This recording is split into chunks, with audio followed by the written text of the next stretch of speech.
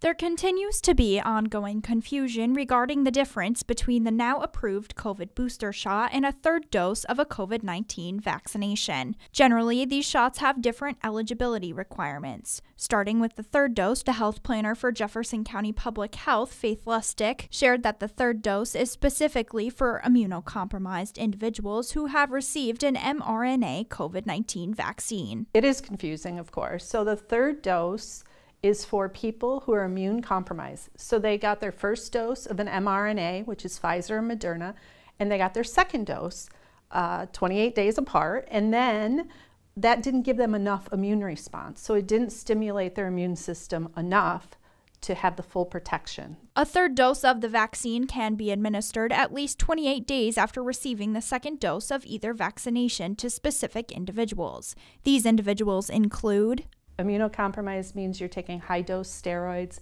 you have HIV, you are, there's some immune-compromised conditions that are listed. There's also if you've had an organ transplant or a stem cell transplant, so it's very specific who needs that third dose 28 days after their second dose. Moving to the COVID booster shot, this vaccination essentially boosts an individual's immune system as it wanes over time. We know that over time, your immunity is waning. That's true for all immunity. It wanes over time.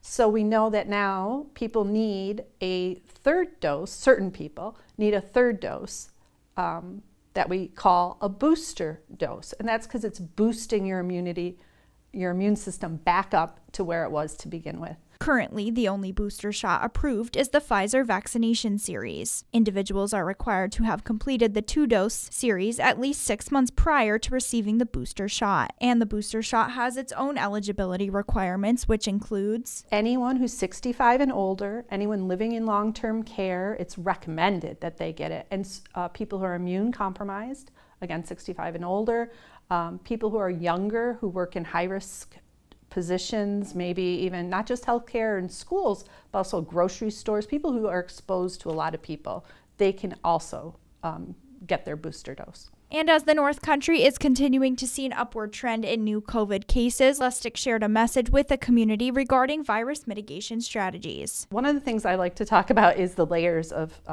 protection of yourself. It prevents the disease spread. So vaccine obviously is our #1 way to prevent COVID. It's not 100%, of course, but it's our #1 way.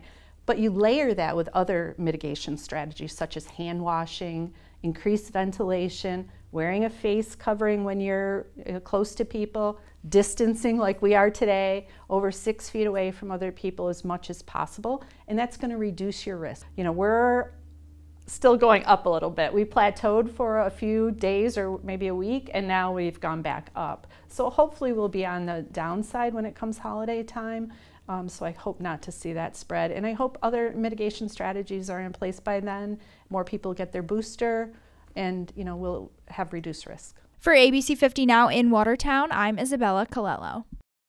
For more local news, go to informnny.com or download the ABC 50 mobile app.